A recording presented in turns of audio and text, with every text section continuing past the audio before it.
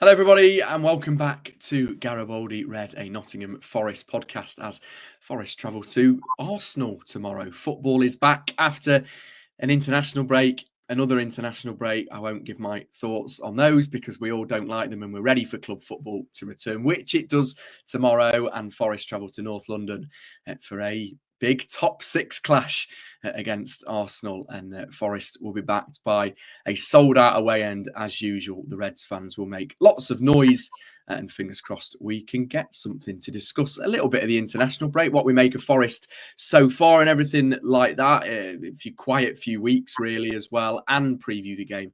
Joined as ever by the brilliant Mark Turner, who is not in his usual spot. Mark, any want to tell the viewers where you are today? Hey Max, yep, good morning. You and I are closer than we typically would be. Usually there's a 7-hour time difference from Colorado to your digs. But I'm actually in Atlanta, Georgia today, which means there's only 5 hours between us. I'm on Eastern time. I'm going to show our viewers exactly where I am. Oh, that's nice. Lovely. Fancy. This is, as you can see over there, that is where the Atlanta Falcons play in NFL, Mercedes-Benz Stadium. I am 62 floors up, the third tallest hotel in America.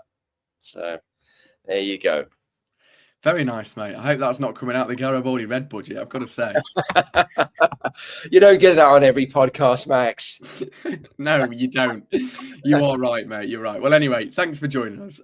Mark, let's kind of look back at almost, we'll obviously talk about Arsenal, but the international break has been a bit of a quiet one. Wanted to talk really about Murillo and Morgan Gibbs-White. Yes, Morgan didn't feature as much as he'd have liked. He didn't really. He obviously came on and got the assist, but he should have probably maybe started at least one of those games during the international break. Murillo as well being called up for Brazil. Just kind of two good pieces of news there, and also Mark just shows kind of almost how far Forest have come to have two players playing in this international break.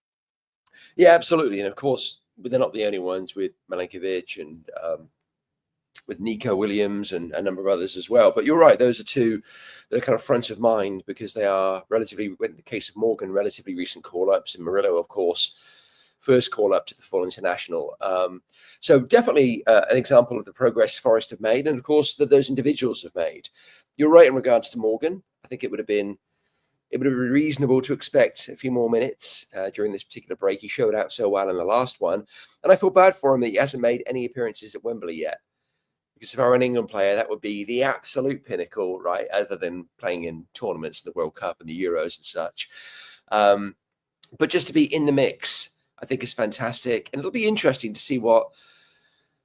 I'm not going to say this properly because I've heard about 4 or 5 different ways to say it. But Thomas Tuchel, okay, we'll do when he takes the reins here in January. But I think, Max, that's something else that's really positive as well. If I'm Morgan Gibbs-White right now, I'm thinking about that. I'm thinking, okay, so Lee Carsley knew me. Let's not be naive. That was part of the reason Morgan got drafted in, because he was a known quantity, and Carsley wanted to give him an opportunity to show up on that full international stage. Tuchel isn't going to have any of those associations with Morgan. And so it's really going to be what happens here in the next month and a half that perhaps is going to influence the squad he picks when he takes over the 3 Lions. So if I'm Morgan Gibbs-White right now, I'm going hell for leather for the next 5, 6, 7 weeks to prove that I deserve to be in that next squad. Murillo is a little bit different. Obviously, he's going to have to wait for his opportunities, probably based upon injuries and availability. But the performances we've seen from him this year, if he just continues with that consistent level of performance, then I think he's in good shape for future call-ups. Yeah, absolutely. Wanted to touch on Murillo as well a little bit. He's had some interest this week, kind of Real Madrid talking about kind of matching the price. And then there's been some rumours that Marinakis is coming out to say, we're basically not going to shift and we don't want to sell Murillo. Right. Instead of getting into those rumours, really, Mark, wanting to talk about, surely if you're Murillo and Forest are high flying at the minute, we don't know where the next, as you were mentioning with Morgan there, the next 7 to 8 weeks could take us, leading up to a busy Christmas period as well. If you're Murillo, with Forest on this good run of form, surely you'd want to stay, or can you see him going in January?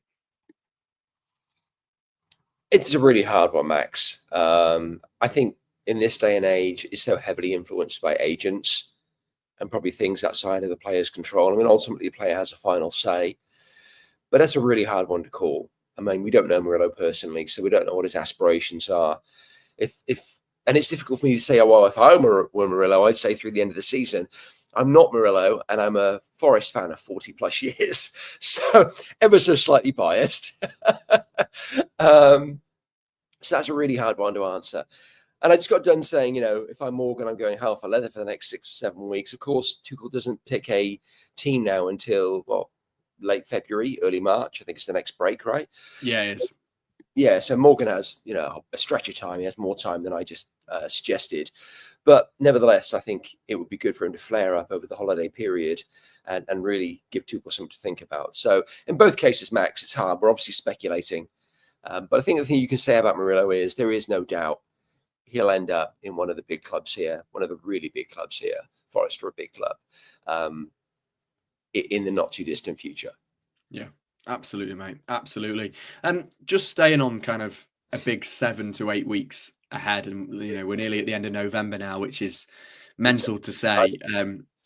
Just how quickly time flies. Yeah. Almost to the next 4 weeks, I guess, up until the end of December, Mark. Does that really, if Forest can get some results, and of course we're going to talk about Arsenal, but that's going to be a tough challenge. There's some tough games. You've got City, United in that mix. Tottenham at home on Boxing Day. Ipswich aren't an easy task at the minute. Right. If Forest do manage to pick up points during that and almost stabilise where we are at the minute, do you think that's a message almost to the wider footballing world that Forest will most likely stay in the top half of the table in that second half of the season, if you get what I mean? So almost the next few weeks, not decide Forest's season, but almost show whether we're going to be a team that's going to be in the bottom half of the table or a team that's in the top half of the table, a team that possibly, unbelievably, could be in the top 7 or 8 of the league. Yeah, you're right. I mean, we know the Christmas period is traditionally heavy going. And so I wouldn't say seasons are made or broken by what happens during that time, but you certainly can provide yourself a really strong platform for what happens thereafter. You're right. We have a stretch of really tough games coming up. But again, Max, I don't think that's a bad thing. I think if we can come through that stretch positively, picking up more than what people might consider to be our fair share of points, then I think that's going to be good for the team psyche, but I think it's also going to stand us instead then for a strong spring. So, it's going to be interesting. It's going to be interesting as well, Max. We talked about this before, to see what Nuno does with the squad. And it's interesting because I've heard, I'm sure you've seen them too, these cool little segments that Forest Media have been putting out with the players, their rapid fire questions. And I've seen several of them now where the question comes up, who's the hardest player you face in training?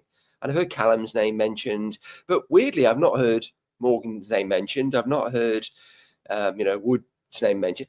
More often than not, I hear Jota. And it's curious. So I'm going to be fascinated to see what Nuno does with the squad. His hand has to be forced to a certain degree. He's really got to utilise all of the players available to him. Otherwise, I think we're going to see some heavy legs. And there are no international breaks to give players a bit of a breather now. It's head down for the next couple of months. Yeah, absolutely. I think as well, the Christmas period, I think maybe it's talked about too much in football, but it is such a busy. I can remember in the times in the Championship, you would often see managers sacked over the Christmas period because you'd go into the Christmas period doing all right, and then you'd have I can remember Mark Warburton at Forest, in the Championship. We had a few poor results. It was game over for him. Obviously not saying that that's going to happen with Nuno, but just saying that it is such a busy period. Just looking at the next few fixtures, I say few, next fixtures leading up to almost the new year. Forest obviously away at Arsenal tomorrow, 3:00. Then it's a home tie game against Ipswich. Then it's City and Man United away in the same week. So everyone gets to come up to Manchester for a change. Villa at home at 5:30. That's in front of the telly cameras again. That's quite a big one. Brentford away on the 21st before Tottenham at home on Boxing Day.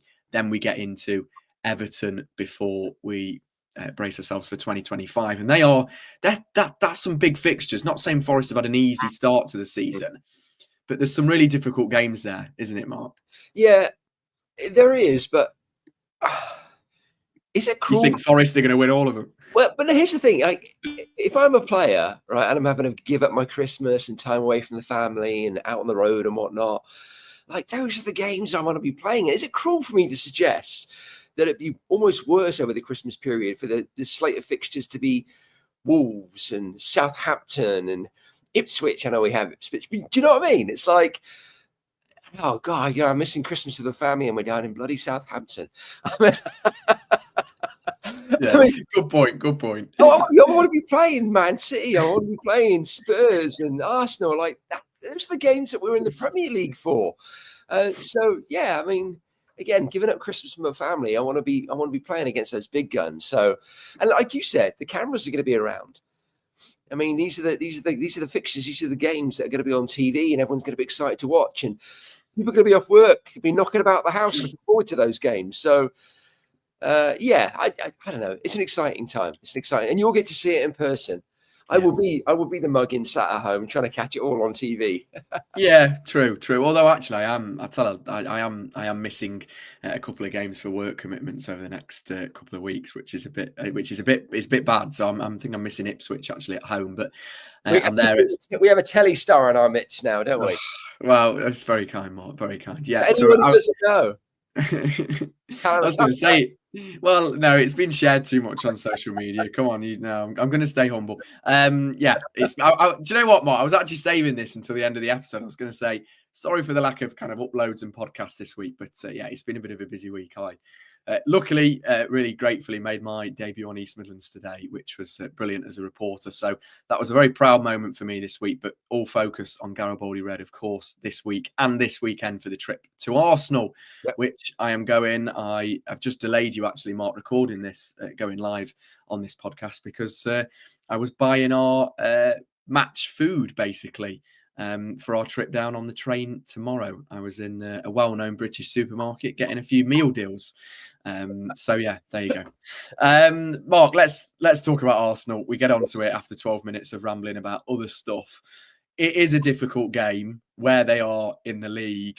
They will be desperate for a win as well, particularly with obviously City dropping points recently and going through a bit of a bad patch of form. Liverpool are flying, so that adds into the mix of it. But surely if you're an Arsenal fan or you're an Arsenal player or anyone associated with that football club at the minute, you're probably fearing Forest tomorrow, given our brilliant start to the season and our away form. Or is that me getting too excited? Do you think Arsenal could not turn us over, but you can see an Arsenal win?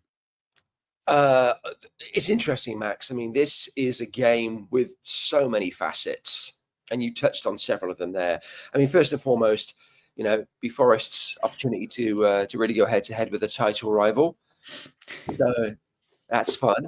But no, you touched on there so many facets here, right? We have players hot off the international break who are going to be ready to hit the ground running.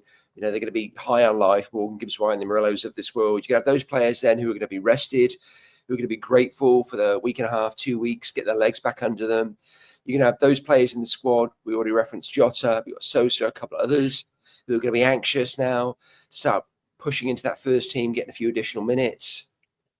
We've of course got our relative positions in the league, both of us kind of being in the lofty heights of top six. And you do have Arsenal's current form and correspondingly Forest's form away from home, which if we'd sat here a year ago, Max, on this podcast, and you said to me, Forest away form, isn't it fantastic? And it's even better than we're doing at home. I'd be like, Max, are you on your meds? What's going on, mate? I mean, that'd be crazy. But it's astonishing how Forest to turn that around. And so it makes, I think, for a really fascinating game tomorrow, which I'm struggling to call. I think ordinarily you'd say 8 times out of 10, you'd expect our times Forest will sneak something, maybe a draw and then maybe a win. But, you've got to have Arsenal down on the card. I don't know that that's the case tomorrow. I think it's a coin toss. I think it's almost a 50-50. It'll be interesting to see who Arsenal put out because, Saka's in the balance. Odegaard, obviously, although he had an impressive showing on his return, still isn't fully match fit. So they've got some key players struggling. So it's going to be fascinating. Yeah, absolutely. I'm just looking at the form now, and you'd think as a football journalist and presenter like me, I'd have known this kind of Arsenal's recent form, but I had no idea Arsenal have only won one in their last 5 games, Right. which is pretty interesting. Forest obviously winning 3 in their last 5, most recently the defeat to Newcastle impacting that as well. Do you think the international break as well, almost, Mark, going into this game probably came at the right time? I know often it's talked about in football, everyone says, well, you go into the international break with a win under your belt, the confidence it breeds, the atmosphere around the training ground. But surely almost having a defeat and then having a bit of a week or two to kind of just breathe, then we go again. Or do you think we should have, my point is, do you think, it should have just been, Forest would have been better to have quick, rapid fixtures in succession to almost forget the Newcastle game and quickly move on? I think most of the time that would be the case. I think most of the time managers and players are going to say, you want another game, right? You want another few games to kind of get the stink of the defeat off and turn things around. But I think as hard as Nuno has been playing this starting 11, and there's been very few changes to over the last half dozen games, I think a break was a good thing. And I think, again, I keep using this phrase, giving the players a chance to get their legs back under them. But I think as a squad, it's an opportunity to reset, catch their breath a little bit as they head into what's going to be a tough slate over the holiday period. So ordinarily, Max, I'd push back. I'd say no. International breaks are never a good thing. They're never at the right time. But I think this is a rare occasion where I think it'll do Forest favours. Mm-hmm. Yeah, definitely. Is it crazy that we're talking about, just looking at the table, Forest just one place below Arsenal and almost 1 goal difference separating 5th and 4th. Forest in that top 5 come possibly even the end of November going into December. I know we've talked about it so much, Mark, and I was listening to Nuno's press conference that was live yesterday, and a question from a journalist actually was to him, almost, you're on such a good run at the minute. Can you believe it? Can you believe that these results have come so quickly? And that is, I think, what we're all thinking. It really is still that we're dreaming, and not that Forest shouldn't be 5th because we've played really good football and we deserve to be 5th because we've got the results, but it still doesn't feel real, if you get what I mean. I think it doesn't feel real for your generation. I mean, I'm not being flippant. I came up in heady days. I mean, I'm originally from Oxford. I mean, the region I follow, Nottingham Forest, and I think I probably covered this on other pods in the past, this one and others I've been involved in. So I apologise if anyone's heard this story before, and I'll be brief. It's because literally as a nipper, there were 2 things that influenced me. I had all my friends at school that were Man United and Liverpool fans at the time, and I just didn't want to go with the crowd. I wanted to be different. And then I saw this vision, this bombastic man on TV in the form of Brian Clough, giving the world what for. And it truly was Rebel City stuff. And so when I was name check, when I was joking with Trev about dragging him into Forest fandom, I would apologise to him, like, dude, we're in the wilderness here. I'm really sorry. I promise you, this club does have the potential to do more and be better. And so when Forest got promoted to Wembley and he and I got to share that, I was more delighted for him than I was for me, probably. But so when you say that, is it hard to kind of consider, and Forest fans kind of dazed and confused, and wow, the heady heights of 5th and up there within a point of Arsenal. Yes, there's definitely a portion of our fan base that are thinking and feeling like that. And don't get me wrong, I'm not taking it for granted. I'm very, very excited about where we are right now. But I've been here before. And so this is not uncommon for me. I'm excited to see Forest back where they belong. And bringing it back to present day, Max, Nuno is really getting the best out of this team. And I'll forever be thankful for what Stevie Cooper did for us in squeezing blood out of a stone to keep us in the Premier League the first 2 seasons. But Nuno has taken us to a whole other level. And I think the potential in this team is finally being realised. So I think Forest fans, if we get through Christmas, Max, and we're still in and around the top 5, top 6, I think Forest fans need to stop being surprised and to start realising that this team should be there. and we have the potential to make Europe this season. Absolutely. Wise words, mate. Wise words. All right, then. Give us a score prediction for tomorrow. Nope. I said that earlier honestly, this is a coin toss. No result would surprise me. I mean, So a 5-0 Forest wouldn't surprise you? Well, not the form Chris Wood's in. He'll score 7. Most informed striker on the planet, mate. So, I mean, you have to be leaning towards Arsenal with home advantage, with the fact they are a wounded bear. I mean, you already talked about their form here the last 5 matches. Mikel Arteta is going to be like a cat on a hot tin roof. Not to be mixing my animal euphemisms here, but anyway, but he's going to be prowling up and down that touchline and barking out orders and anxious for Arsenal to secure the 3 points and expecting that they will. And I think most fans are probably expecting that Arsenal will edge this one, but I really don't know, Max. I mean, if Forest come away with a point, I suppose I'll be happy. But I don't think it's beyond us to get all 3. And that's all I'm prepared to say. All right. Well, me being me, and I'll put myself on the line, as a proper podcaster, I no offense, Mark. I will say offense taken. Yeah. Do you know what? I said it the other week, didn't I? And it nearly worked. Jota Silva's going to score tomorrow. Honestly, we've just been talking about him. I genuinely think Jota. I'm not saying he's going to start, but I think Jota Silva will score. I'm going to go 1-1, but I really would be tempted just to say 2-1 and Forest to snatch it late on. I honestly think Forest. I think this type of game works for Forest. The way that Nuno is setting up at the minute, the way that. If we were going to Ipswich away tomorrow, I'd really, really, honestly, probably have less faith, genuinely. That's because Arsenal will be on the front foot. They're at home, as you've just said. Mikel Arteta needs that win desperately, given their recent form and injuries and staying in this title race, obviously, that Forest are in. So they've got to go for it. And by going for it, Forest can go, all right, cheers, Arsenal. We'll have that. We won't have much of the ball. And then we can straight away go to the wide players. We've got Callum Hudson-Odoi, Anthony Elanga, Jota Silva. Boom. Forest will win it 2-1. There you go. My only concern, it would be nice if we could get a few more French, Spanish and German internationals on the books, and maybe not internationals from the far-flung corners of the world, right? Nuno's already referenced the fact that Murillo's had to come all the way back from South America, Chris Wood coming back from New Zealand. There's some real jet lag to deal with there too. So we talked about Forest, the break coming at the right time and Forest players being fresh, but we do have some players that have some miles on the clock. And hopefully that doesn't factor in. But I could see that, Max. I could see a 1-1 or a 2-1 in favour of Forest. Again, I think Arsenal have to be narrow favourites for most pundits. I think for Forest fans, though, we can be bullish. I think it's going to be a good game.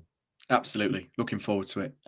Hate international football. Glad club football is back. I'm in the Harry Kane camp. I love it. All right, then, Mark. We asked this question actually the other day when I was kind of working across 5 Live. We asked club or country. Why do you put me on the spot? See, I don't mind answering. I'll say club straight away, you see. Well, see, the reason you have me on this podcast is because I'm full of opinions and I'm never shy in sharing them. But the problem with sharing opinions is there's always the prospect you're going to tick off at least half the audience. And I know that most people listening to and watching this are going to say club. It's not as straightforward for me as that. I love watching England. I absolutely love it. And I love going to England games, and particularly recent years, they've given us so many good memories and some duff ones as well. But yeah, I don't know. That to me is another coin toss. It depends on the day of the week and on the game. Would you rather watch Forest versus Southampton, or would you rather watch England versus Germany? Probably Forest versus Southampton. See, youth versus old. That's harsh. Sorry, mate. It is actually. Sorry. Yeah. I'm not being. We have to say before we go, shout out to Ryan Yates. Obviously, the news of him signing his contract extension isn't news at this point, but I read a fantastic piece in The Guardian today, and I apologise, I can't remember the journalist, but really good interview with Ryan Yates, kind of getting behind the scenes a little bit, kind of his upbringing, coming through his time, in his loan spells, particularly with Barrow, and then a couple of other things he shares out around his views around nutrition and everything else. It was some really good insight and definitely worth a read. So check that out if you get a chance, folks. Yeah, I'll have to actually. It was his birthday yesterday, so happy Really? birthday to Ryan as well from everybody from the Yeah, Forest fan absolutely. base. He's a What? faith figure, isn't he? Yeah, of course it won't. It won't be. Go on. Go on. I was going to say it wouldn't be a Forest podcast without mentioning Ryan Yates, would it? Ryan Yates or Trevor at this point, I think, usually. But I do also, because I know we're wrapping up here, I want to give a shout out because I'm actually going to be able to see half of the Forest game tomorrow. At least sat down, in front of a TV, not being distracted. The second half, I'll be very much distracted because I'll be watching it on my phone as I sit in the Widener Field Stadium in Colorado Springs, watching the Colorado Springs Switchbacks, Max, contest their first ever USL Championship final, and they're hosting it because they're the highest seed. So they're welcoming Rhode Island to Colorado Springs. The Switchbacks been going for 10 whole years, Max, now. I mean, they're not steeped in the history that Forest are, but 10 years, never gotten any silverware. Won the West Conference last week. I was there, and I'm going to be there again tomorrow to see the Switchbacks hopefully win all the marbles and lift the USL Championship trophy. So, and I will have Forest on my phone at the same time, cheering on two teams simultaneously. So good luck, Switchbacks. Yes, good luck, the Switchbacks. Don't leave early, Mark. Remember, stay to the final whistle, of course. Of course. Good luck. Naturally. Right, that I think does us nicely.